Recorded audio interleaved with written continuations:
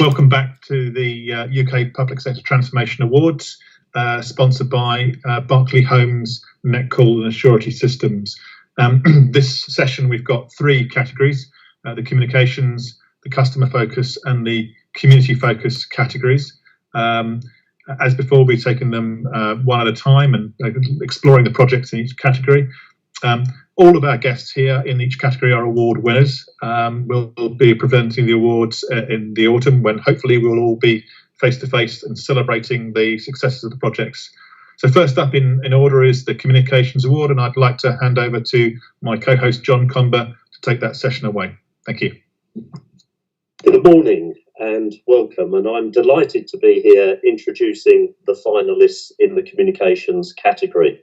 No matter the budget, topic or channel, this award is for public services which have made a real impact engaging with people imaginatively, and it encompasses advertising campaigns, websites, social media and publications. The three finalists are Cheltenham Borough Council, Isle of Wight and London Borough of Havering. And I'd like to introduce two officers from Cheltenham Borough Council for their project on LinkedIn, Darren Knight, Executive Director of People and Change, and Katie Sandy, Communications and Web Team Manager. Good morning to you. Hello, nice to be here. Morning. Morning. I'm from the Isle of Wight Council Communication Engagement Team, Matt Chatfield, Communication and Engagement Officer, and Helen Weller, Principal Communications and Engagement Manager. Good morning to you both. Morning. Good morning. Thank you for having us. Pleasure.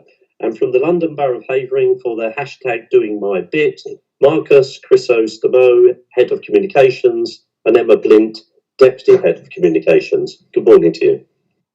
Good morning. Thank you for having us. Good morning. Thank you all for joining me. We're going to do the rounds through each of the projects, and I'm going to start by asking Darren and Katie to introduce their LinkedIn project at Cheltenham Borough Council. Tell us the scope of the project, how you involved the customers and community, and what the outcomes to date have been, if you will, please. Yeah, thank you for that, Arthur. I'll introduce, then Katie will then pick up the two questions. Back in 2018, I think Cheltenham Borough Council had a LinkedIn account for its council page, but it hadn't been used. It was in effect a dormant account, and then we looked at sort of future plans. So we're looking to make Cheltenham the cyber capital of the UK, a major infrastructure project to drive growth. We also wanted to raise a sort of profile to help us attract the best talent to the organisation in terms of new recruits. And also we wanted to improve our business-to-business communications with local businesses within Cheltenham, and also about the opportunities that may be around for them as we look to invest in the borough's future. So over the last 2 years, we've really sort of developed our content, and we've seen a huge increase in the council's following. It's created opportunities for the council in terms of a broader spectrum of applicants for jobs. We've seen an increase in businesses communicating with the council. And also we've seen a number of conference and event speaking opportunities, which has helped us raise the sort of profile and of some of the council's major projects, which is quite important for us, especially as we're looking to attract inward investment to those and joint venture partners. So over the last 2 years, we've seen a huge increase in following, and then we've begun to broaden out our content now and to tell the story of the whole council. So when you look at our council LinkedIn page, it will tell the story of every department, the work we're doing, the impact we're having, and also to make it a two-way conversation with their following, and really driving that sort of business engagement. So I'm going to pass over to Katie now just to talk about the sort of the customer and community engagement and the outcomes we've achieved. Thank you. So one of the main things that we knew we wanted to do when we reformed our kind of strategy a couple of years ago was that we really wanted to increase and improve our customer and community engagement. And that's what we've done. And we've done that through pushing out more engaging content. So we've been trialing different ways of communicating some of our projects, some of our kind of big corporate initiatives, and some of our recruitment opportunities, a variety of things. And we've done that through using time-lapse films, videos, images and photographs. We don't post any content that is literally just links to web pages. We improve it visually with, photographs and infographics. We work with a very low-cost graphic designer to make sure that we have really engaging imagery alongside our posts. And we also link a lot to external media as well to talk about things that the council have been doing, or if officers or cabinet members have been put up for interview, we'll share those links so that we're kind of sharing some of that content with our audiences. And we've noticed that people have really engaged with that approach. Some of it's trial and error. Sometimes you push things out and it doesn't work so well, but by far the majority of things that we've put it out in a different way, and people have really engaged with it. They've given us really positive feedback. With some of our initiatives, they've told us that they like the approach that we're taking when we're sort of more bold in the way that we talk about things. We're using more, everyday language to make sure that we're engaging with our customers. We're engaging far more with businesses than we ever have done before. And we've received really, really positive feedback. And so one of the biggest outcomes for us is that we've really grown the number of followers to our pages. We've got about 6,000 followers to our LinkedIn account now, which is great for a relatively small organisation. And we've really worked hard as a very small communications team. We've taken opportunity of training and using, really influential people, and we've taken that advice and we've pushed out. We've taken it and we're pushing out new content. We're doing things in a different way. We're following that advice that we're having, and we're listening to feedback from people. And we're also encouraging other service areas to do that as well. So we're using our skills and we're sharing those internally. So we're seeing a lot more service areas, showcase their initiatives through LinkedIn and other platforms in a really engaging way. So it's developed skills internally as well. So we're seeing some really strong internal benefits as well as those external benefits of kind of increased customer, business and community engagement. Thank you very much for that introduction. Can I move on to the Isle of Wight and the communications and engagement team, and Matt and Helen to give an introduction to the project? Yeah, certainly. Thank you. And apologies if you get poor quality internet from me today, but I'll do my best. So the Isle of Wight has been put forward in this category because back in April 2020, the Isle of Wight Council was asked by national government to facilitate the rollout of the NHSX COVID-19 app version 1. So the Isle of Wight was chosen to host the trial because of the size of our population, our geography, which would enable an effective evaluation of the contact tracing app at scale before rolling it out across the country. So the role that the Isle of Wight Council's comms team had in that was really in facilitating that at a local operational level. The overarching objective of the trial was to really maximise local engagement by encouraging around 50% of our adult community to download the app and offer valuable feedback, which would then go on to provide the national team with that critical level of insight that would allow them to make final tweaks to the app before a nationwide rollout. From the communications campaign point of view, our sort of key objectives really were to educate, to reassure, to persuade, and then to collaborate. We had no hesitation at all in supporting the initiative because it wasn't only an opportunity for us to keep the island safe during the pandemic, but it was also an opportunity for the island to lead the way in supporting the nation to find ways to get back to a more normal life. I think the phrase that was coined during it was where the Isle of Wight goes, Britain follows, and that really did translate at a local level, and it's sort of transcended ever since, really. The app's now been successfully rolled out around the UK and has been downloaded by over 17 million people, and it continues to be downloaded as one of those really key tools as part of our management as a nation of the COVID pandemic. The work that we did on the project on the island obviously is now complete. We've had a second tranche of app communications that we also supported before that final rollout. But really, the after effects that are felt within the community it's really something that's going to live ongoing, we believe. It's never been such a collaborative approach of local organisations, communities and individuals with one really clear and important focus. So the impact of what we've gone through together has really built an incredibly strong foundation for continued collaborative work as we progress through the pandemic, but also ongoing after that as well. So it's really something that we've been able to draw into our ongoing COVID communications to help to keep the island safe. Thank you. Can I move on to London Borough of Havering and Marcus and Emma to outline their project and how you engage with customers and the community and some of the outcomes? Yeah, absolutely. So thank you for inviting us along. It's really nice to be here. So really what we're talking about is something we can't ignore, is the pandemic and our response to the pandemic.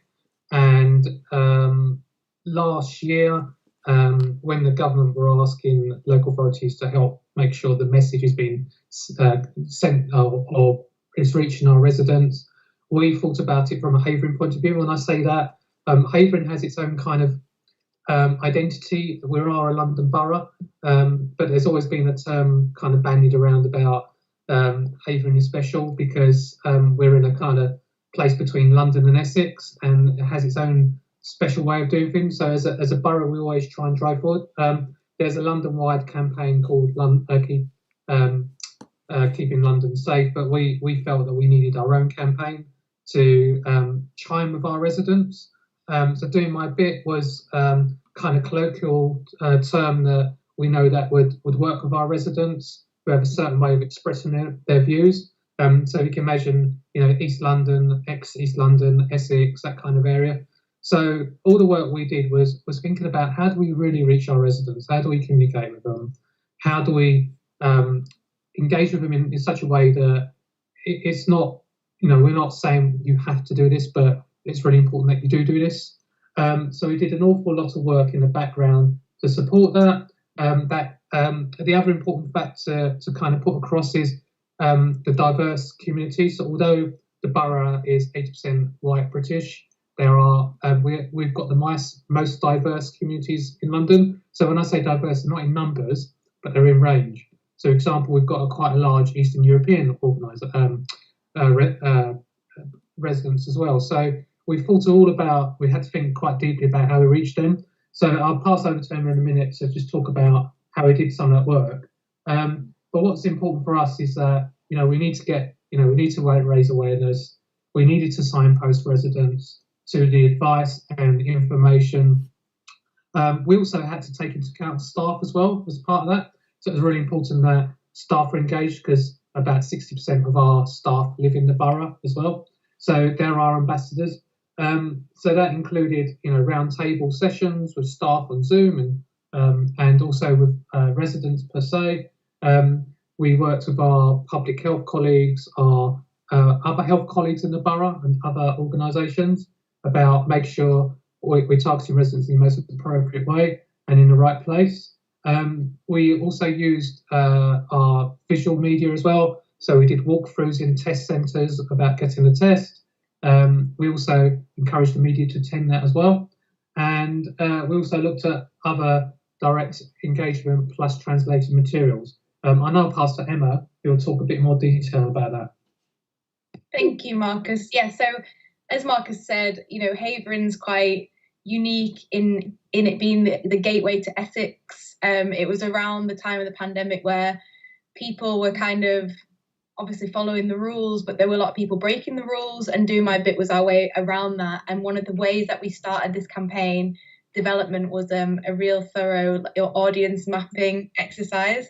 So we developed the council's first ever paid for media strategy, which went through all the data available to us of where the gaps in our audience were. Now, Havering, as Marcus said, is 84% white British, and it has a very large over 55s population. And that population is, they're so engaged with what the council's doing, but there's so many communities that are not.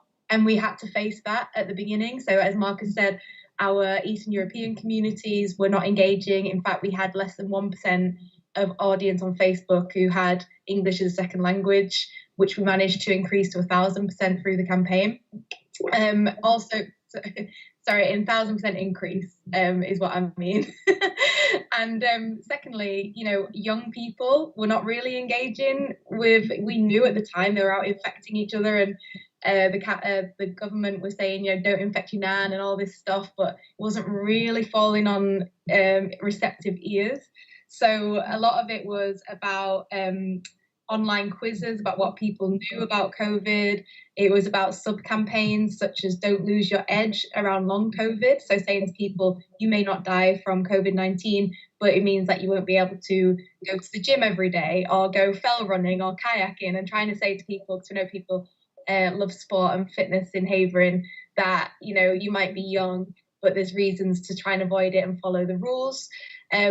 We know that although over 55s are engaged with the council through our newsletters, they weren't really engaged on social media. So another thing that this campaign achieved was 40% organic engagement with over 55s, despite only 15% of our audience being over 55s back in August when we started this.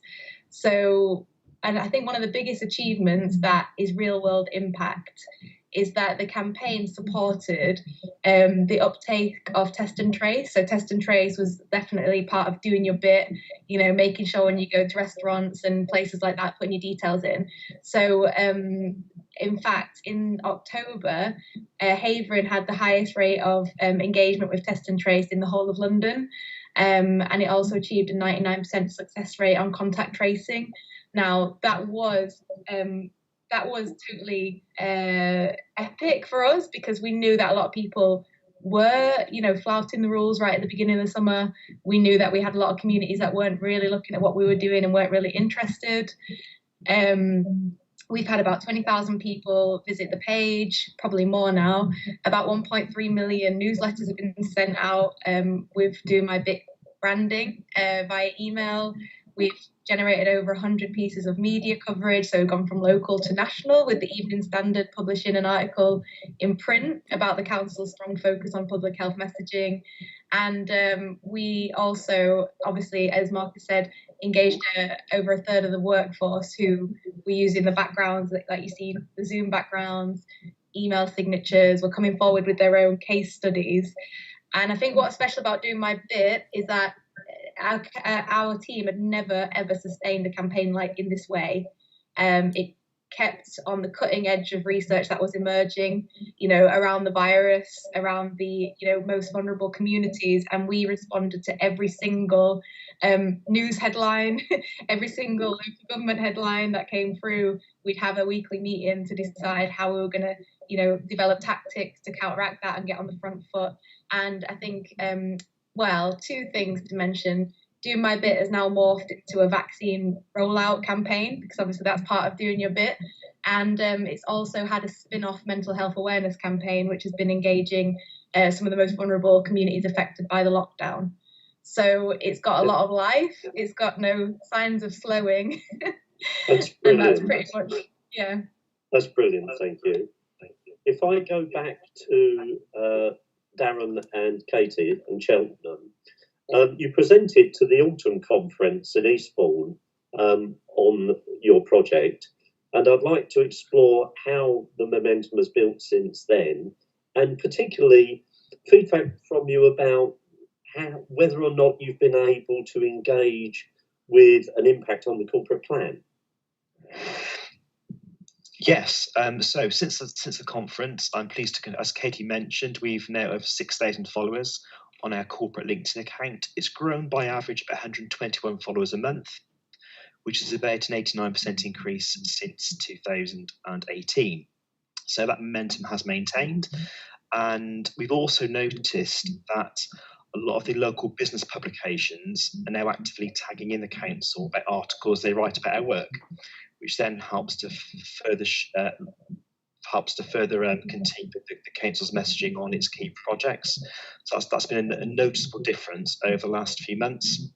There are about 3 or 4 business-related publications that cover Cheltenham, and they're now actively engaging with the council's work through this channel, which has been particularly useful. In terms of the impact on our corporate plan, I mentioned earlier on that we are looking to make Cheltenham the cyber capital of the UK, building a cyber park innovation centre next to GCHQ as part of our Golden Valley development. This is obviously a huge project, massive importance nationally and regionally, and we are looking to attract obviously inward investment to that project. And LinkedIn's been crucial with that because it's enabled us to raise the profile of the project. It's enabled us to reach audiences we may not have reached previously, and it's also created further conference and event speaking opportunities to further raise the profile of these projects. So really, really pleased that we've managed to maintain the momentum, and also pleased that we've managed to have tangible, measurable outcomes from the work that we've done. And also linked to that, we've also noticed that a lot of our suppliers that we work with, like if we mention their work on through our LinkedIn account, because it helps drive potential leads for our people who support our supply chain, so consultants and so on. So I think, yes, we've managed to maintain momentum. And if you don't follow Cheltenham Borough Council on LinkedIn, please do so. I highly recommend it. A shameless plug. Got to do it. Thank you. Thank you. If we go back to the Isle of Wight and Matt and Helen, it was a national campaign. What were the particular characteristics of bringing a national campaign into the local level with all the eyes of the government upon you? Was it more difficult? Well, clearly it had its own characteristics and difficulties. Well, yes. It was. Go on, Matt. Sorry, do you want me to take this one, Helen? Yes, please. That'd be lovely. Thank you. Sure. Yeah, it was. It was a national project, and it suddenly arrived on our doorsteps, and we had to deal with it. And it was quite a remarkable experience for all concerned. So people on the island have a strong sense of autonomy. You know they live on the Isle of Wight, and that's a very important thing to them. So we chose to present this to them very much as a local project where we on the Isle of Wight were doing something for the nation. And so we didn't refer to it. We never referred to it as a trial. We didn't want people to feel like they were guinea pigs, because they weren't. I mean, this is an actual working project. It wasn't an experiment. And there was initially some criticism that we were being singled out for some untested project, but that wasn't the case at all. We had to be very sure that that was not the message we were giving. And Island people were proud to be singled out. I mean, this is a pride that people still feel. So when Matt Hancock said, "Where the Isle of Wight leads, Britain follows," I mean, that made a huge impact. I mean, it was massive, and people are still talking about it now. People have still got the T-shirts. I think I've got one myself somewhere. That was. I mean, it's a bit of a joke, but it's a good joke, and it's one that people appreciate. That we were doing something at those early stages. I mean, we've all gone a long way since then, but it's hard to imagine just how much interest there was in the app at that time, because it was one of the first things we were doing that was like a way out of this problem. It was all challenge at that time and very little solution. Certainly there was no talk of vaccines or anything like that. So at that time there was a huge amount of pressure to get this right and move it forward. So we had a local campaign fronted by local people and brands that we recognised and respected locally. So Rob the Bank, people might have heard of, Mark King, Derek Sandy, Rapa Nui, it's a T-shirt company that maybe people have heard of, Hover Travel, and the other cross-Solent operators. So we basically called in all our favours, all the people we knew, all our friends and people we'd worked with, said, we need your help for this, and we put a local face on this national campaign. And it gave us a big challenge in translating those national inspirations into our local work, but I think we pulled it off. Fantastic. If I return to London Borough of Havering and Marcus and Emma, of all the things that helped to get the immediate impact, what would you say were the most important? And then a second question around misinformation. There's been an awful lot of reporting about misinformation. How were you able to combat that or deal with it? Actually, what I'll do is I'll let Emma answer the first part, and then I'll talk about misinformation. So I'll pass over to Emma. Sorry, John. I got hung up on the second part of your question. What was the first part again? It was about, of all the things that you did to get an immediate impact, what were the most important that really got that impact? Thank you. Thanks so much for that. So one thing we really wanted was for everyone to champion doing my bit. We wanted high profile, local ambassadors. So we had messages from West Ham football players saying, "Come on, guys, do your bit." We know that most people love West Ham. In Havering, we were talking to faith leaders, especially over Christmas. We actually have about 65% of the population identify as Christian, so we were able to engage, Catholic and Christian and Protestant kind of faith leaders to have these really emotional messages going out over Christmas, saying, for the love of yourself, for the love of your family, please do your bit, make sure you celebrate safely. I think one of the most impactful things that we did, though, was share a really emotional video from our head of registrations and bereavement services. And this came about quite organically. I'd had a Zoom chat with her, and I felt shaken by her experience with the temporary morgue, with dealing with people's families. She was telling me stories that still give me chills about people impaling themselves on fences trying to get to family members who've been buried with social distancing, so their family couldn't be there. And spoke to Marcus briefly about it. We decided to do a recorded Zoom interview with one of our colleagues who's got a lot of journalist experience.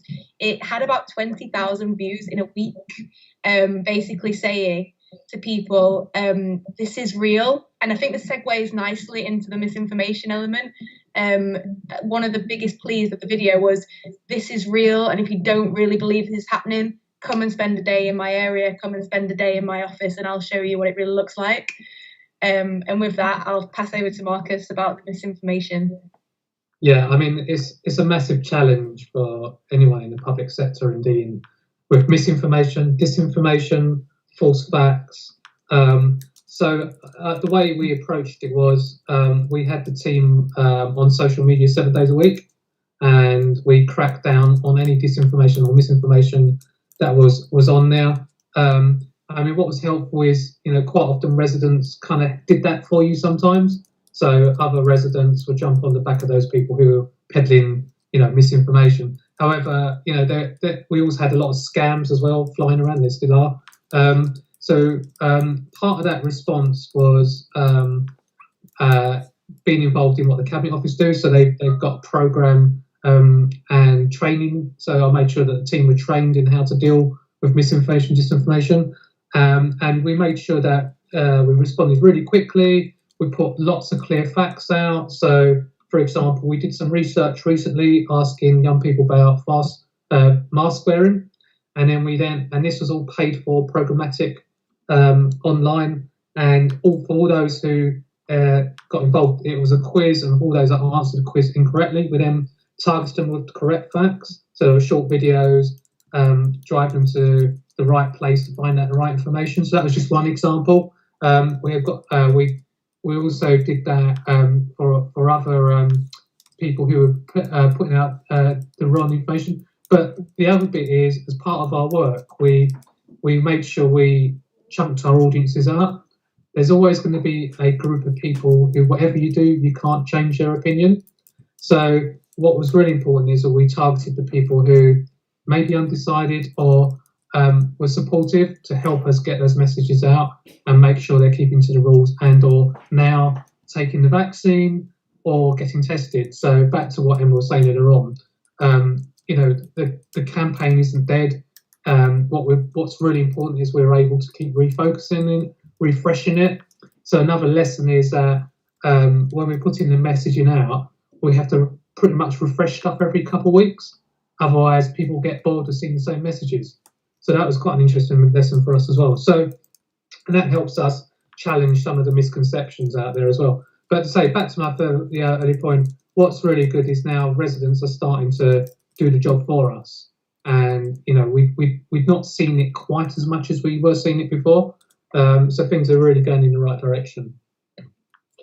That's great, thank you. And we're running out of time, but I'd just like to ask Matt and Helen about misinformation as well. Are there any parallels with what you experienced in the national project? I think so, actually, and I was just reflecting on that as other colleagues there were speaking. It was very much something that we had at the forefront of all of the work that we were doing at that very operational level in respect of the app rollout. While the national picture was being painted, that was quite the ambition for the project. What we were dealing with was very much the local anxieties around, well, what does that mean? Data security, privacy, all of those sort of things. So as we rolled it out, we worked very closely with the national experts and the technical guys who had developed the app. And in fact, they did us a series of informational videos, which really helped to amplify that message and to really make it very clear exactly how the app was going to function and how it was all going to work. And I think that really did help to manage that misinformation and disinformation that was tending to start to emerge. We managed to close that down very, very quickly. I think also what was really beneficial in that was the very early engagement with our local. We've got a lot of local media on the Isle of Wight, and they worked incredibly well with us. And having that sort of end-to-end strength in the messaging, it was all very clear, it was all very controlled, but it was all very well bought into. And I think having that early engagement with the media really helped to do that. Similarly, it helped us to embed our response communications effort, because while we'd all been dealing with COVID for a couple of months by the time the app rolled around, it really helped us to embed the approach that we'd taken at a local level with a very small communications team of having that really robust and rigorous social media engagement. So we were in a whole host of different community groups where those conversations were happening. It was very much about going where that conversation was and helping to enhance and ensure that the messages were clear and factual. And that's really something that we've taken out of this as a somewhat unexpected outcome, I suppose, alongside a few others, about the fact that actually that really is the way that things need to work and will continue to work. And I think that was really the special thing that came out of this project, was really to help to shape our ongoing COVID messaging, our ongoing relationships, and the ways in which we work as a community. It's really brought everybody together, and that's not going anywhere. Can I thank you all for your contributions today, and can I also say what wonderful finalists you all are, which is shown in the depth of each of your projects. Thank you for your time today. That's the end of this slot. We look forward to the award ceremony later in the year, and I will hand back now to Andrew. Thank you all for your contributions. Thank you. Thanks, John. Thank you. Thanks ever so much. Thank you. Thanks a lot. Thank you all. So now falls to me to introduce the Customer Focus Award. This award is for the organisation that delivers outstanding service to their customers. It recognises those that have demonstrated the link between excellent customer service and improved service performance. There are 3 award winners in this category, and I'm from Baber and Mid Suffolk District Council Transformation of Planning Enforcement, from Cornwall Council Business and Regulatory Support Hub, and from Essex Police Operation Harrier. And I'm going to be joined today from Baber and Mid Suffolk with Simon Bailey and John Maudsley, and from Cornwall Council, Tori Knight and Sarah Jane Brown, and from Essex Police, Inspector Cheryl Hayes and Sergeant Paul Schwartz. So welcome to you all. We'll have the same format as the previous sessions, which is that I'll be asking each of the guests and the customer focus to a few questions just to talk through their session. So if you could all turn your cameras and your microphones on now, that would be great. Starting first of all with colleagues from Baber and Mid Suffolk District Council, lead us into the project. How did you involve customer and community in what you're doing? What were the outcomes? Okay, thank you, and good morning, or good afternoon even it is now. Our project was involving transformation of our planning enforcement service. The customer involvement was primarily indirectly and informally. We'd noticed a marked increase in formal complaints from customers about the planning enforcement service, and realised that we'd lost sight of the drivers for what we were doing. that being to give customers comfort that everything was all right, or to advise customers of the actions that we would be taking to rectify the problem that they'd brought to us. We knew what we were doing, but our communication with our customers was falling short of their expectations. That problem with our contact with customers was reflected in the formal complaints that we were getting, and the trend we identified was that most complaints cited communication as a specific problem. The service had in the past been reasonably good in this regard, but had suffered in recent years due to a number of factors, including, but not limited to, changes to systems and software, some staff turnover, and some procedural changes. So with these factors in mind, we set about reviewing our processes to ensure the focus was put firmly back on our customers, whilst also looking for efficiencies in our management of enforcement cases. The other element to our sort of community involvement was meeting with our councillors. So we sought some feedback on our proposals from the portfolio holders for planning for each of our councils, and amended our process mapping of the enforcement life cycle of a typical case, so that it incorporated the solutions to the problems typically encountered by their constituents. We provided a presentation to our overview and scrutiny committee as well on our plans, and took on board the feedback from those councillors, and fed back to them again post-implementation. So in terms of the outcomes, part of that feedback to overview and scrutiny committee was the 23% reduction in aged cases that we had noticed. And since Simon and I had previously been involved with the migration of data when we moved to a new case management system in 2017, we had a pretty good thorough knowledge of our data sets.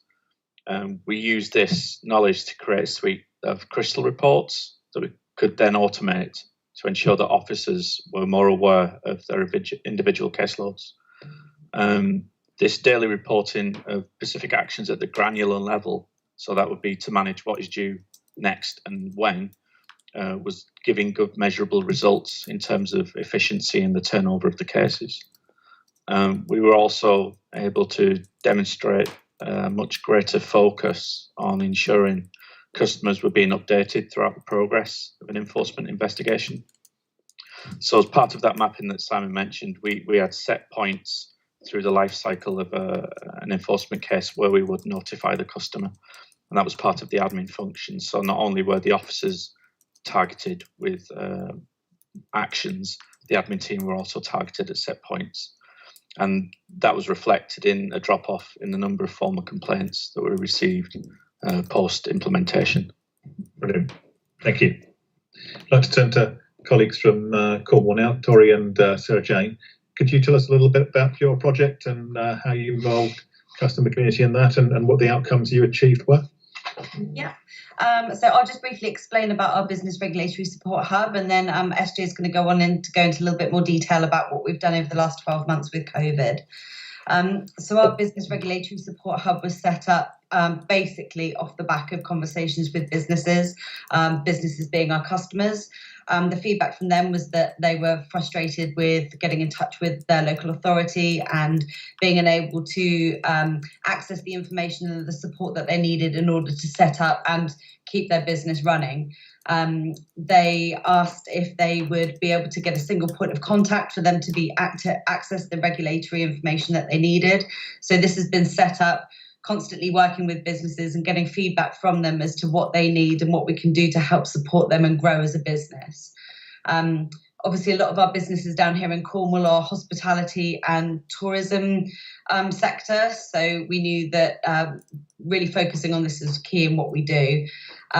We've set up this Business Regulatory Support Hub now, and the feedback from the businesses is that it's been growing each year.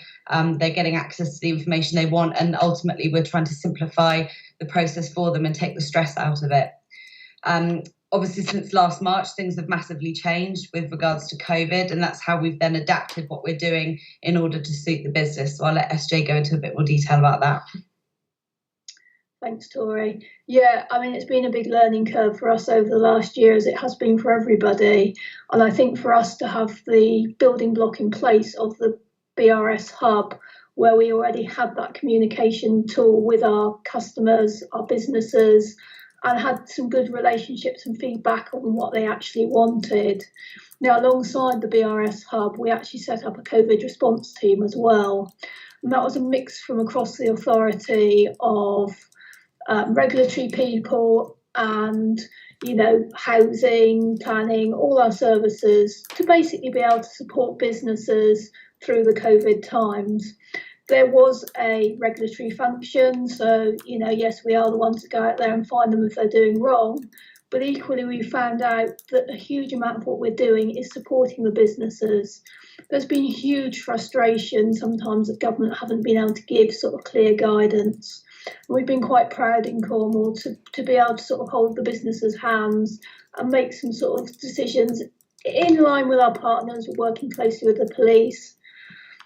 And we've done that in a number of ways. I mean, we've had 2,000 businesses contact us direct through the BRS hub for help and advice, and that could be just when can I open, or how do I do a risk assessment, where do I find so and so.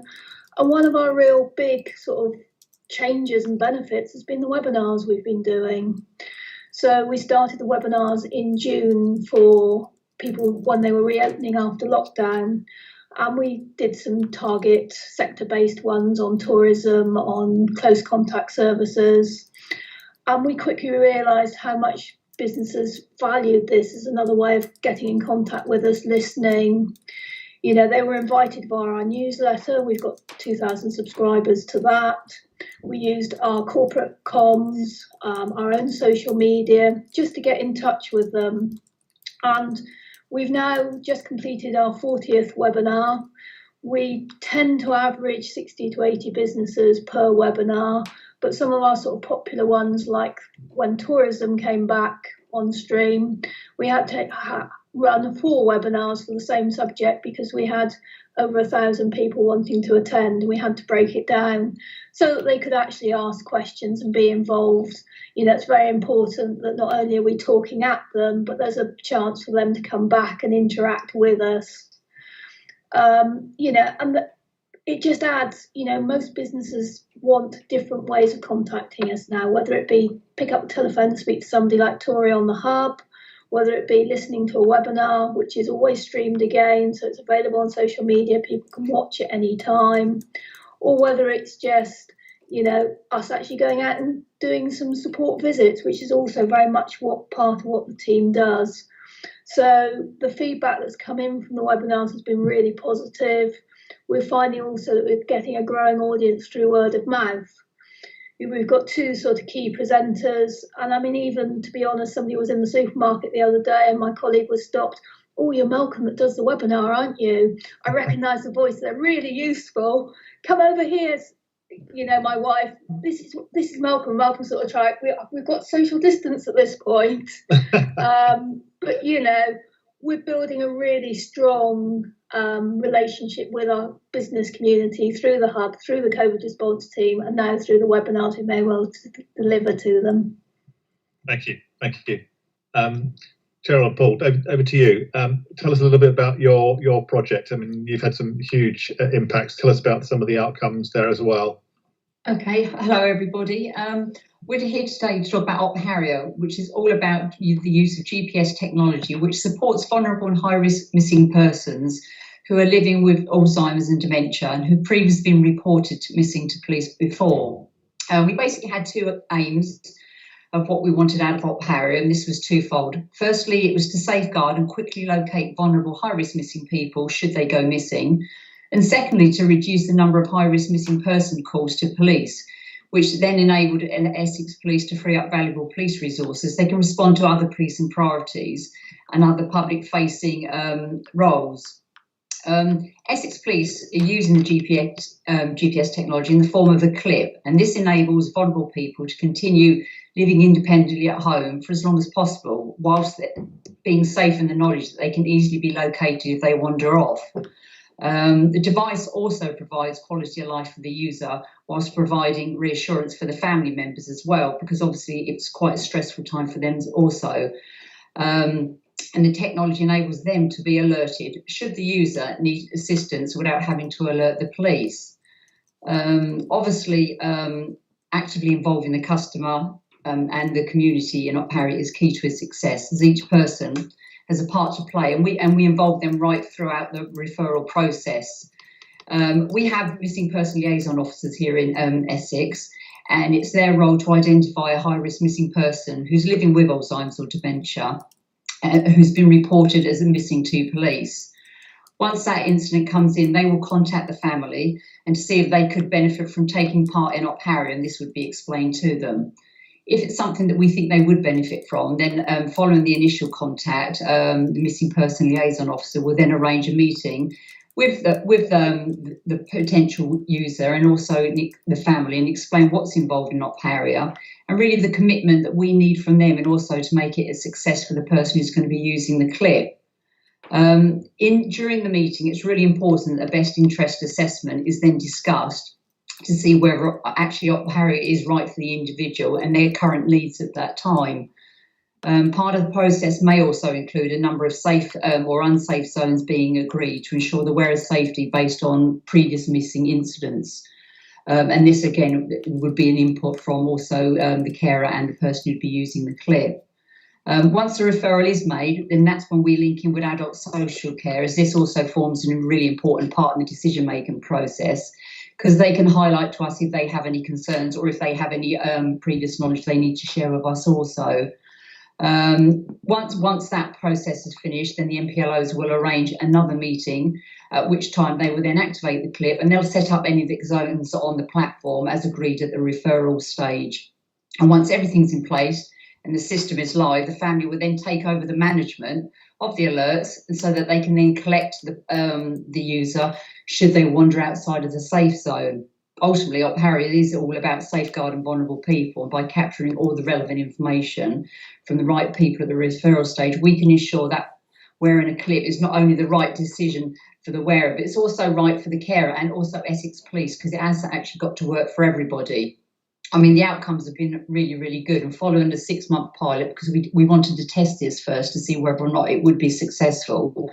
Opharry was rolled out across the force in 2019, and currently we've had 37 people who have taken part in Opharry and continue to live in their own homes, safe in the knowledge that should they wander, then somebody will be able to locate them quickly. It's also produced really good savings for Essex Police in officer time, which, as I say, we've been able to then direct those officers to other incidents.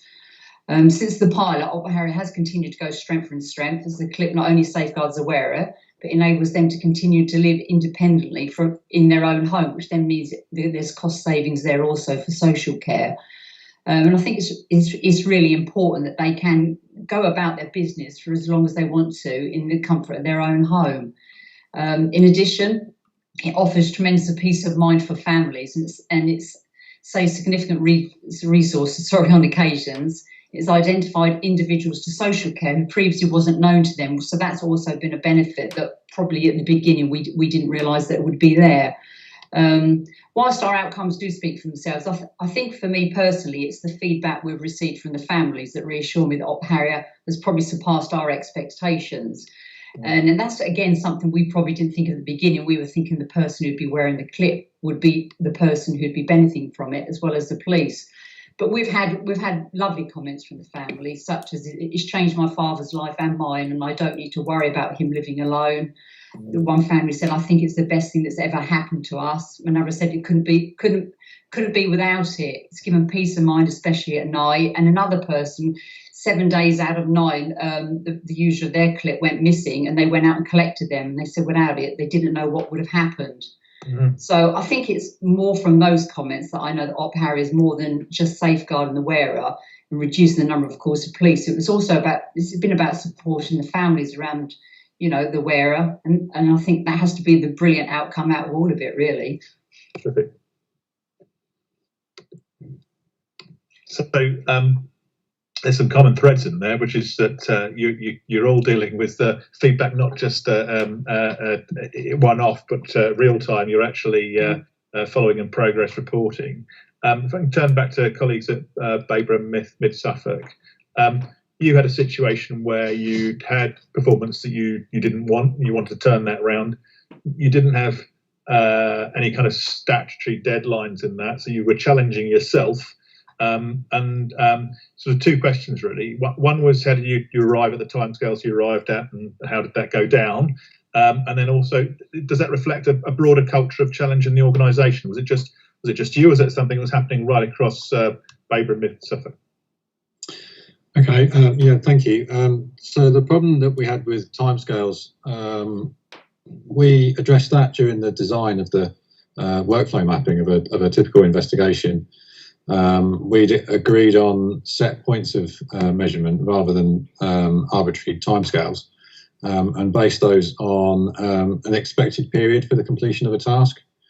So we set out some markers in the workflow for when certain tasks should have been completed, the periods for follow-up, and then any follow-up actions that we would then be taking. We adopted the communities and local government targets for our development management colleagues that are incorporated into the planning guarantee. So 8 weeks, 13 weeks, and 26 weeks, so that we could group investigations by age. Too many of our cases had received progress early on, but then stalled at a later date. As a result of that, they became aged. And the customers that were bringing those cases to us weren't seeing any progress from us, and we weren't giving them updates that because we weren't doing anything primarily, but also we weren't advising them of what we would need to do next. So as part of the drive for efficiency and effectiveness within our service, and to improve our customer relations, we needed to make sure that all active cases received an appropriate degree of attention. And we use this as a driver to achieve that aim.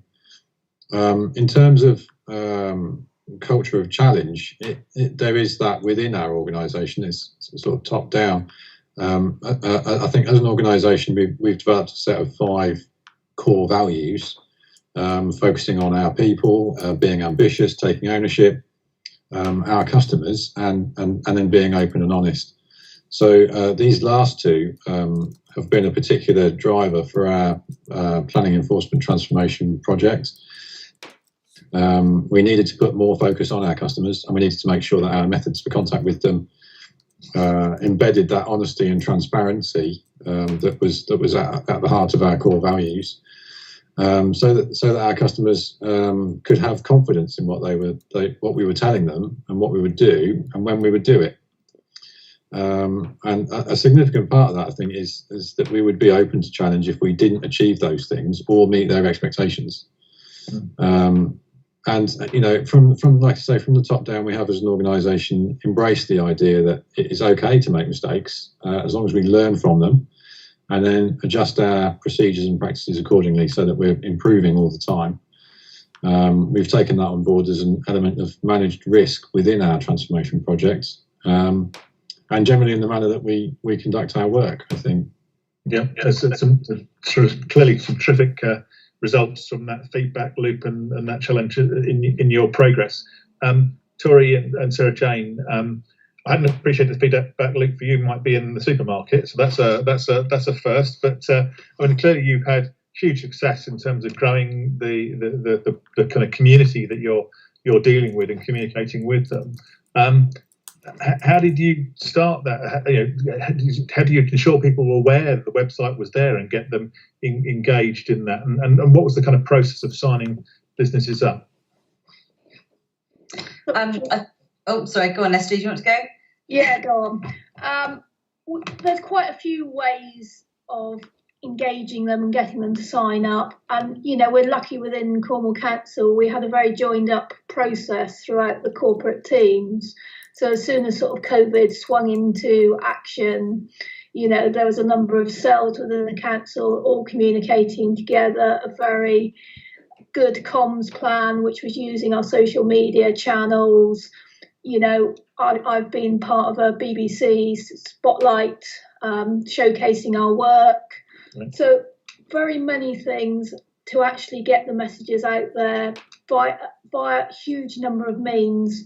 Our portfolio holders done a number of sort of interviews, but ultimately, equally, it is the contacts we had. So, I mean, Tori can explain how we set up the BRS hub originally. It's contacts that we already have day-to-day interaction with. So many of them come into contact with our officers to ask for help and advice, or we're going out to visit for food inspections, that type of thing. So it's all feeding that into it, isn't it? Tori, a lot of what we had in the BRS already. Yeah, no, you're quite right. We've already got a good relationship with a lot of businesses, and with each business having their allocated environmental health officer as well. Obviously, we're talking a lot about food businesses here because that is majority of what we've had to support through this. So the food businesses have got in touch with their local environmental health officer initially, and they've been signposted back into the hub. So we work very closely with the officers, with the other departments to make sure that we are giving a consistent message. With regards to putting the emails out to them, we do mail merges out to the businesses. We've got the businesses that are signed up to our newsletter, so we're constantly sending out this information again and again. And also, even though we've not been in the office, we've had our offices set up now in our own homes. So our phone line that people would use to call up and get help and advice, all of my hub advisors are at home with that phone line with that link into them there. So apart from the initial hiccups at the beginning, we've been very quick in making sure that we're still as easily accessible 12 months down the line as we were before the pandemic hit. We're setting up. Oh, sorry, SJ. It's all right, I didn't mean to talk over you there. I think probably one of the other things I did want to mention was the partners that we work with. So we've got people like our BBFA partners, Better Business Rule partners. So we've got the Cornwall Chamber of Commerce, Federation of Small Business, and Cornwall and Isles of Scilly Growth Hub. And they're all partners that we work very closely together. They've been on our webinars talking about what help they can offer. Equally, I've gone on some of their webinars and we've used their social media to get messages out to a different audience. And that's really sort of important, that as much as possible, we want to help business in every way possible. So again, the webinars have had our public health team come on and talk about lateral flow testing for businesses, or how the cases are in Cornwall. And I think probably one of the key outcomes we've got is to spot, okay, we are a rural area, so we haven't got the density. Equally, our population increases threefold in the summer through tourism. And we have had one of the lowest rates of COVID right throughout the period. We were, in the lowest tier right up until December. And certainly at the moment, again, we've got one of the lowest rates in Cornwall. And part of that is the work we're doing with businesses to ensure they're COVID safe, and the joined up thinking we've got with our public health team and grants team to make sure that businesses are getting that information. Fantastic. That's really, really impressive. Equally impressive, I think, the personal impact that Cheryl and Paul, you've described in terms of the Oparia. I mean, that their impact on the individual and their life is immeasurable. Were there any sort of technology issues? You used GPS as a location, and obviously you put a fence, a geo fence around the area that's safe for them to be in. But clearly they're going to go going out and about. Are there areas where this sort of the technology doesn't work? Were there any technology challenges with what you did? And then if I can follow up on that, obviously tracking is a double-edged sword. You've clearly had huge positive take-up. Were there any challenges around privacy in the early days, or was it all plain sailing and everybody bought into the idea from the get-go? Essex Police have been using GPS technology to track people since around 2012, and our first venture into this area was on a voluntary scheme that used a secure GPS enabled tag, which was fitted to the ankle of the individual. It was often used as a deterrent by the individual, as they knew we could monitor their movements and compare that with recorded crime. We found that when people had committed crime, the equipment allowed us to track and find wearers when they were wanted, and leading officers to their exact location. So that's really what inspired us to investigate how we could use this technology to locate the vulnerable people who had left home for whatever reason, whether they were unable to find their way back or unaware that they'd wandered off. Technology over the years has changed, and the hardware has decreased in size, battery capacity has got better, and the technology advanced quite a bit. So when we found that the funding for Operation Harrier Pilot was successful, we contacted our suppliers of the GPS tags, because it would have been appropriate to put an ankle bracelet on somebody. And they had the clip as an off-the-shelf product. Suited our needs to the ground.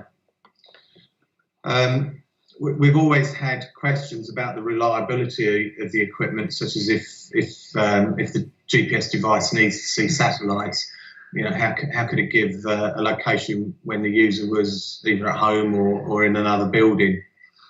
The home situation is remedied because the clip also has a radio frequency technology built in. There's also a plug-in radio frequency beacon which is installed at the user's home address. It just plugs into a wall socket. So whilst they're in range of each other, the clip and the beacon communicate each other. So when they're at home, we get the at-home status reported. And this also helps with the power consumption, as radio frequency is less draining on the battery compared to GPS.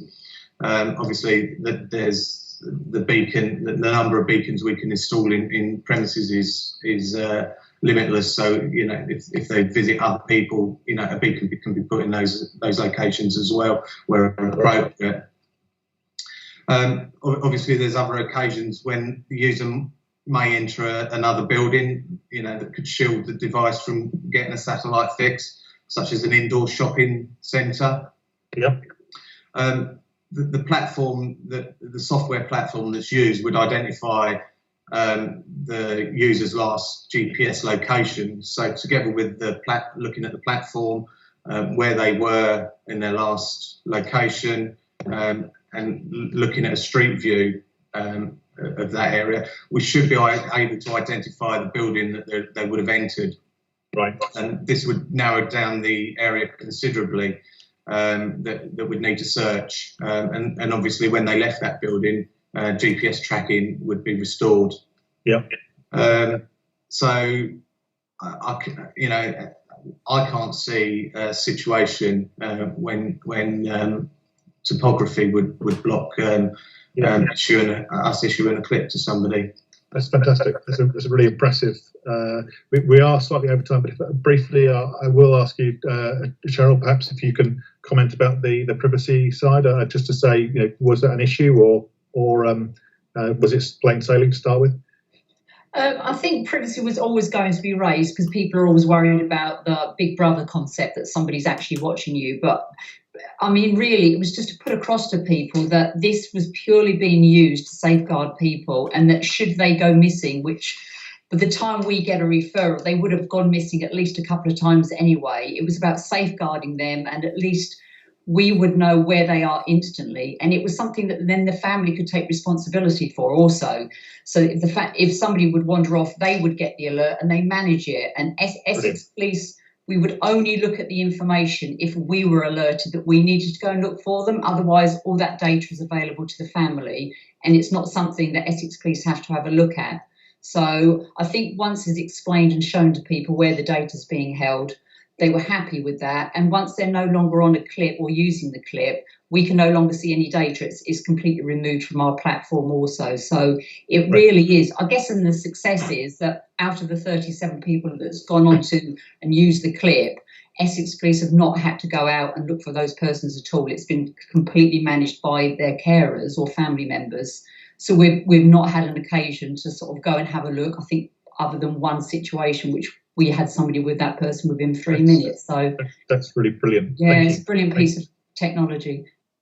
And a brilliant project, as have you all been. And I really thank you for sharing your stories with us and with the audience today. Very, very worthy winners all. And I look forward to seeing you all in September. I'm now going to hand over to John for the Community Focus Award. Apologies, John, we're slightly late in kicking that one off. Good afternoon. I have the pleasure in presenting the Community Focus category. This award is for the initiative that does most to reinvigorate the local community. This might be for a major programme of regeneration that creates economic opportunity for the local area, or initiatives that engage the local community, creating greater resilience, better life chances and less dependency on public services. The finalists are East Ayrshire Council for Vibrant Communities, Isle of Wight Council for COVID-19 Community Response Service, and Mid and East Antrim Borough Council for their Community Hub. I'd like to introduce the officers who are going to be involved today: Tammy Devlin, Team Leader Play and Early Intervention, and Adam Strain, Team Leader in Young People Sports and Diversion for East Ayrshire Council. Good afternoon. And for the Isle of Wight Council, Ian Lloyd, COVID Community Response Lead, and Elaine Sharkey, COVID Community Response Deputy. Good afternoon to you both. Good afternoon. Good afternoon, everyone. And for Mid and East Antrim, we have Alden Wells and Katrina Morgan. Good afternoon to you both. Good afternoon. Good afternoon. If I start with East Ayrshire Council, if I could ask Tammy and Adam to outline the project and tell us how the customer and community were involved and some of the early outcomes. Yes. Hi, everybody. Nice to meet you all. Our project was about our COVID-19 support from a community perspective and how we were working hand in hand with our local communities as a local authority. And we were in a really fortunate position in East Ayrshire Council where we have a really fantastic working relationship with our communities. And I think that really stood us in good stead in how we were going to be approaching this shoulder to shoulder with our local community groups.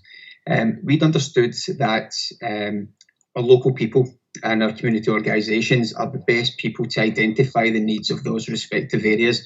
And rather than it being a council doing for them or to them, it was about how do we work hand in hand with our local community group partners.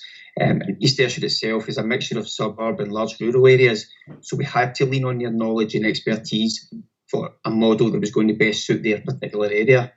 So as I say, it was never about the council taking lead as such, and it wouldn't work that way, but it was about how we could work with them to support them, to upskill them, to give them that training that would allow them to best cater for the wide-ranging needs within their community areas. So from the outset, we worked really closely with them. There was over 100 community local resilience groups established and as part of our first lockdown. And what was achieved in that lockdown in such a short space of time was the communities were galvanised, the residents were galvanised, and really that community spirit was really quite evident. The ownership and the pride of their communities really shone through. I think barriers within our communities were broken as well. Collegiate working between community residents who maybe not have seen eye to eye previously had a common purpose and a common goal. And it enhanced the relationship between the council and our communities as well with that collaborative and empowering approach. So the local resilience groups themselves, they consisted predominantly of local volunteers who dedicated and committed a lot of their time to put in place an infrastructure that would see them operate almost like a daily service to provide much needed support for those local individuals, some of whom were the most vulnerable in those areas.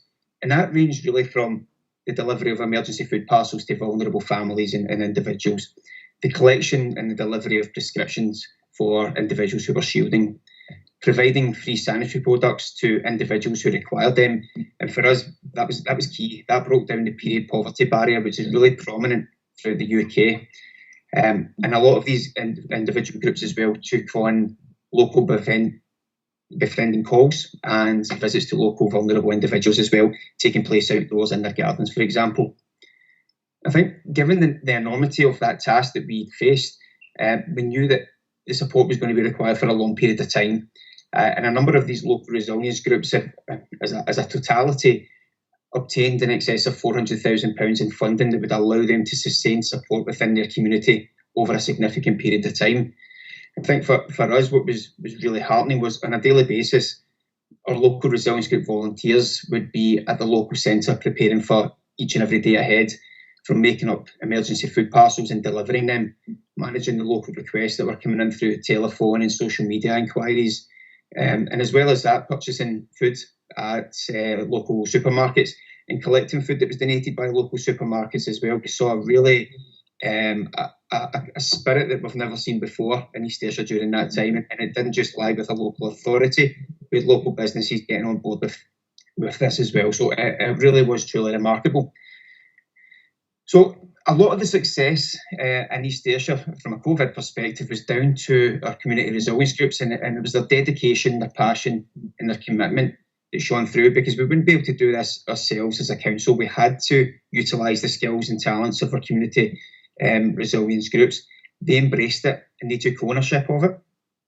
But what that allowed to do from a council perspective was focus on what was the more urgent referrals that were coming in, what we were receiving on a daily basis, referrals in excess of 200 individual people contacting us each day, asking for support in some kind.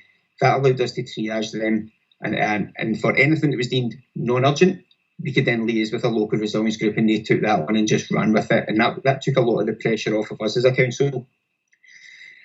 One of the things that we pride ourselves on as a council, and it's our ethos and our staff demonstrate this, is our FACE principles, being flexible, approachable, caring and empowered. But this was something that our community groups really embraced, and they demonstrated it to the highest possible level. And we're approaching a year in this now, and the principles still remain in place with the same level of enthusiasm as well.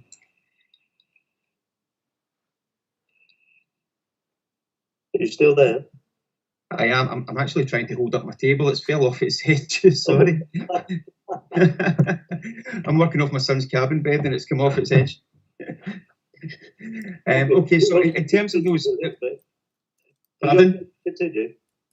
Yeah, absolutely. Yeah. So in terms of our outcomes, I think I could probably say it quite succinctly. The outcomes, I think, here, we know that we have saved lives. Our community groups, our collaborative approach as a local authority, our third sector partners, we've saved lives in East Ayrshire Council. We have targeted and reached out to some of the most vulnerable individuals that we've ever come across. We've never come across them before, and it's only as we get through a pandemic like this that they come to your attention and you realise the dire situation that these individuals have been placed in through no fault of their own. And that collegiate approach has saved lives, and I don't mean to overemphasise that. Unfortunately, that's been a fact of that. But the journey that we've been on, the experiences that we've lived and shared, has allowed us to reflect on our practice as a council and assess if the support that was being provided at that time was suitable. But it allowed us to make subtle changes along the way. But that didn't reflect in anything that we were doing wrongly. It was just that we identified a better and a quicker and a more effective way of doing it, ensuring that the individuals who needed the support got it better and quicker. That's great, thank you. Could I ask for the Isle of Wight, Ian and Elaine, to do the same, to outline the project, how you engage with the community and the early outcomes that you've seen? Yeah, of course, John. If I start off with an overview of the scheme, and then Elaine can provide the input in terms of the outcomes. But I think similarly, almost a year to the day, on the 18th of March last year, the council formed its COVID pandemic response to support our vulnerable island residents. It was a community response. It wasn't just the Isle of Wight Council. It was about seeking to galvanise all of the community spirit that was there, the willingness to support their local communities and help a number of vulnerable and people that needed to be protected and supported throughout the pandemic. It also recognised that there was lots of anxiety and concerns leading into that lockdown. It was new to all of us. There was no manual for it.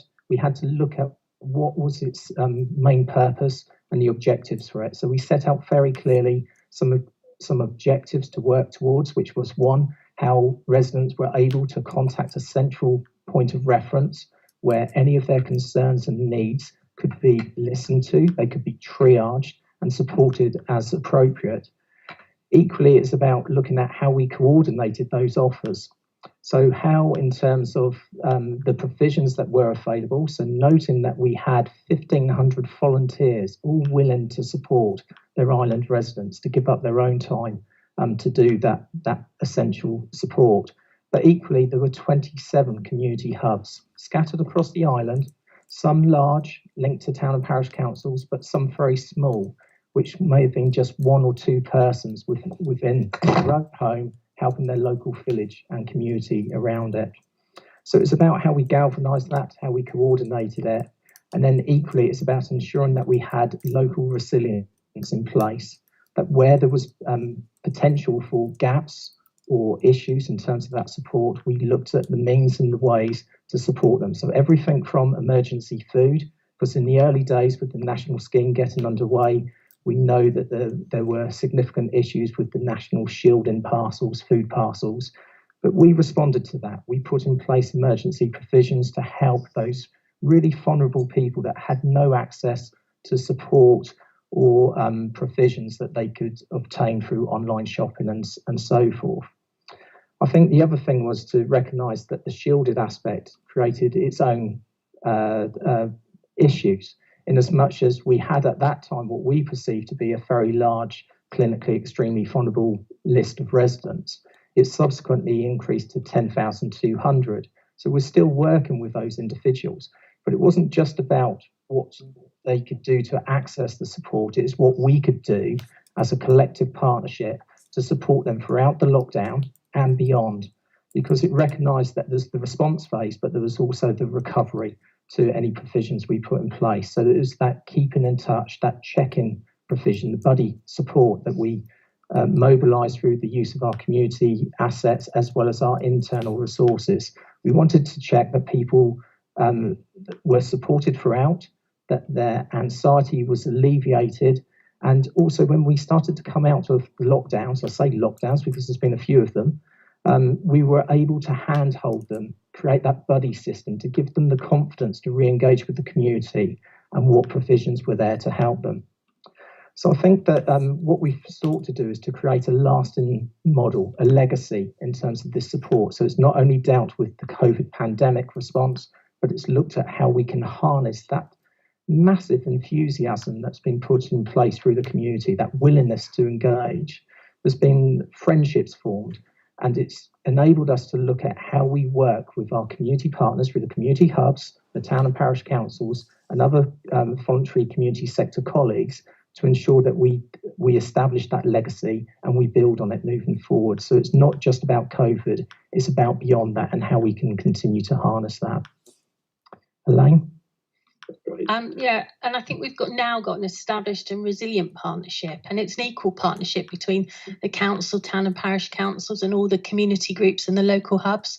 And it doesn't feel like any one person's in control, but we're doing it together. And it's proactive. When we went into the second lockdown in November, we were expecting a surge in calls to the council's helpline, and we were very concerned after a week when that didn't happen, and we were wondering what was going wrong. But actually, what had gone right was that those community groups had maintained those links with those people that they supported during the first lockdown, and they didn't need to come back to us as a council. So that reliance on the traditional council services that would have been in place isn't as needed, and it only comes in when the priority of that need is high.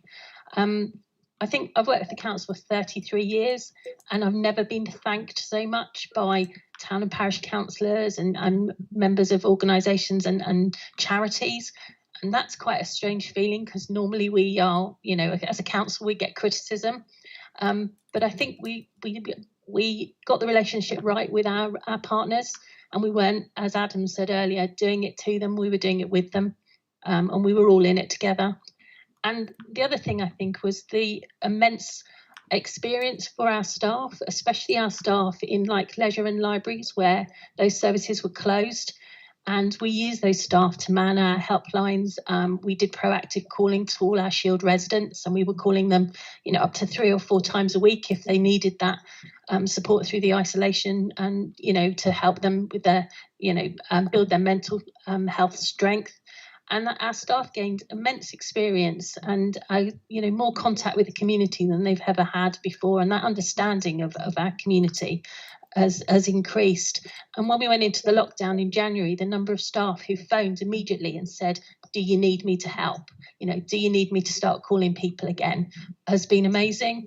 And even when they've gone back to their services, our library staff have maintained links with sort of, elderly and vulnerable residents, and they're doing home deliveries and things like that we didn't ask them to do. We didn't strategize it or anything like that. It's just organically come out of that working in partnership with our community. That's great, thank you. Could I ask Aud and Katrina to do the same for Mid and East Antrim and the Community Hub, please? Oh, are you on mute? Apologies. That's it. Good morning, and can I congratulate our fellow semi-finalists from the Isle of Wight and East Ayrshire Council as well. We were faced at the start of the pandemic and having to coordinate an emergency response to all residents who had been issued with a shielding letter from their GP. And fairly quickly, the idea of establishing a community hub became a reality. This was quickly expanded to respond to a growing range of vulnerabilities experienced as lockdown and the pandemic progressed. Our borough is made up of 7 district electoral areas, and it was decided the best way to ensure coverage for all our citizens was to dedicate an officer to each electoral area. Response was led through a community planning approach, including our community planning partners, statutory agencies, community and voluntary sectors.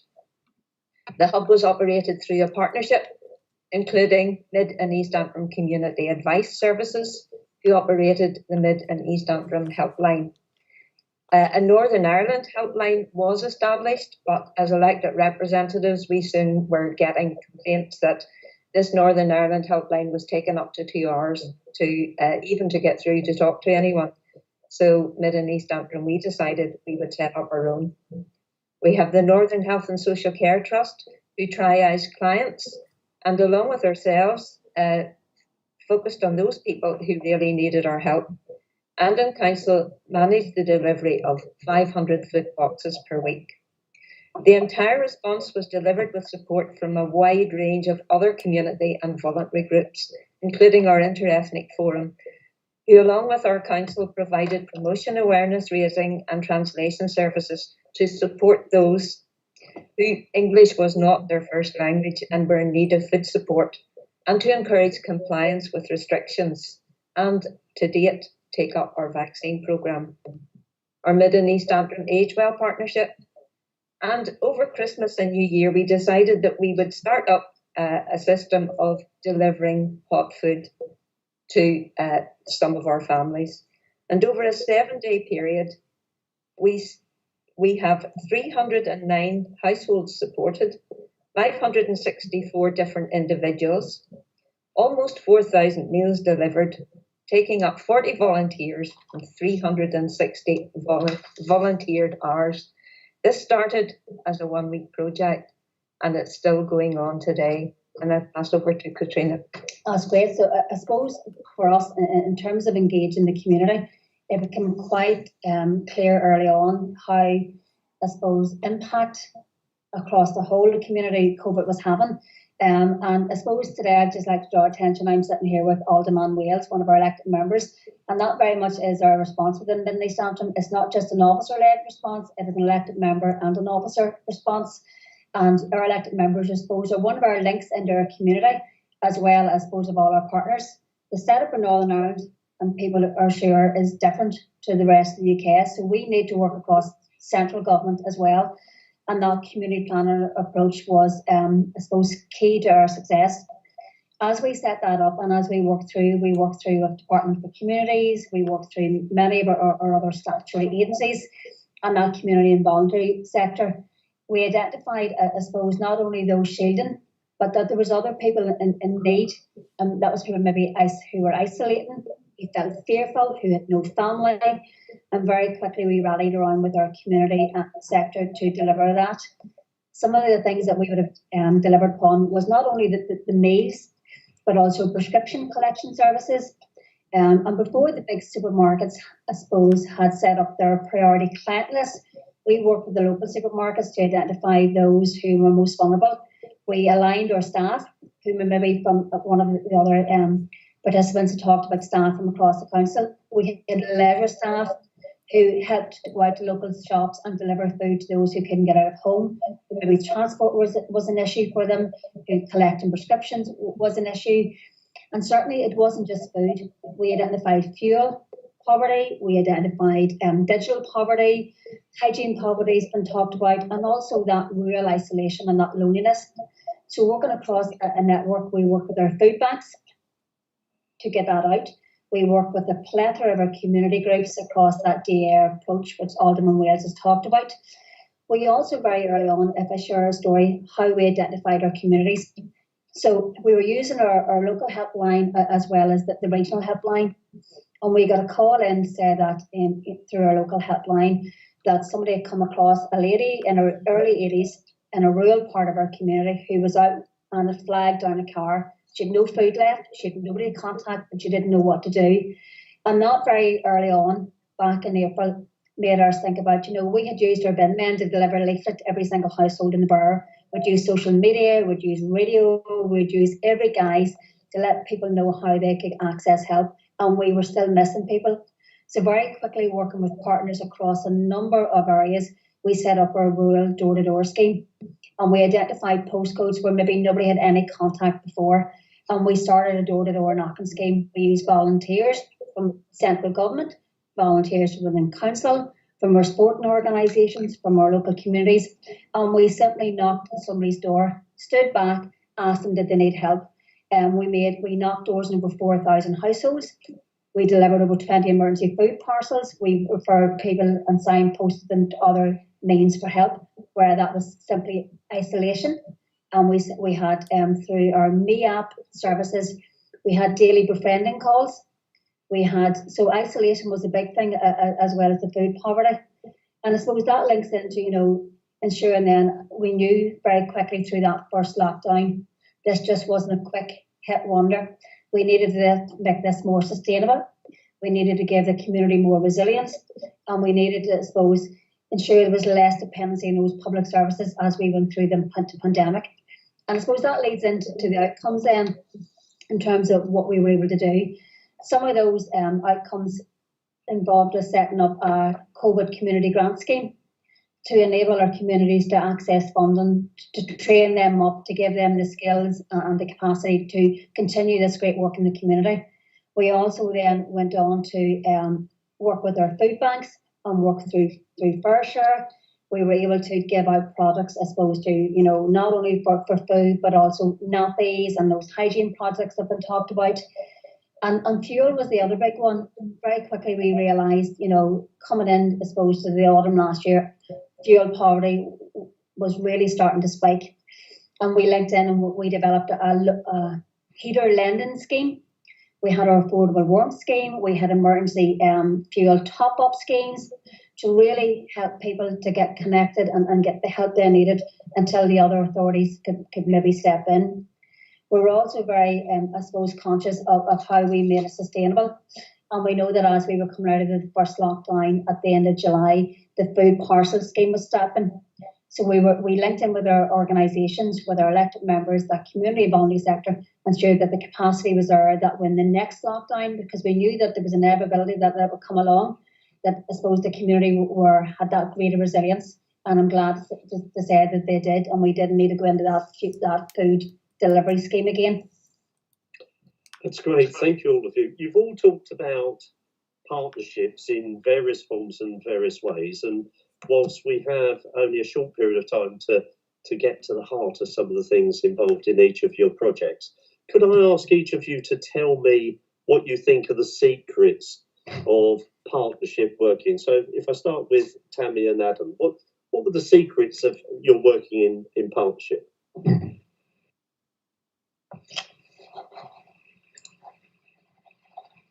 You want to take a Tammy or I?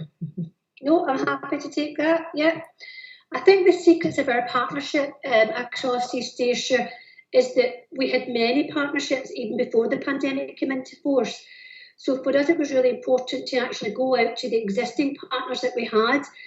We were really fortunate in East Ayrshire that we have a really good communities team who have worked within the community, and lots of our community partners have set up local action plans previously. So we actually came in and we based it on the work we'd already done. So there was lots of data that had been gathered previously as to the needs of each local community. So we were very fortunate to be able to use that data. But we understood also that because of the pandemic, we needed to know what the urgent needs of the communities were. So we went out and we sought advice from these partners that we had already. In addition to that, we looked at all the consultation work that we'd done before, and actually we started to communicate with the families that actually we were working with, the young people we were working with, and the older people that we were working with anyway. So we started to go out there and use a variety of consultation tools to ensure that actually we understood what the needs were. And as Adam had said previously, we were very fortunate because we had everything in place, we had all the structures in place. We had our triage set up that dealt with any referrals. We had that customer care dedicated number set up, and we had our HIT team, our very established HIT team, who went out and delivered all of those resources to any of these needy families that we had. For us, partnerships were absolutely part of the whole picture. We could not have done it without our partners. And I think East Ayrshire Council, we understand that we need to understand the needs of our communities. And we can only do that through our local people. We can only do it through our partnerships. We were engaging with third sector organisations. We were engaging with businesses, across the whole of East Ayrshire. We were engaging with our people, our community resilience groups, who were supporting their local areas. It was very much a local need-based action plan, and actually people just went with it. What we found was people just went with it. We came in initially, we helped to provide support around training. We obviously offered some funding around supporting our community larders, our food banks. We were able to provide all of that funding so that they could get the resources in that they needed. We had over 1,000 volunteers as part of our volunteer framework.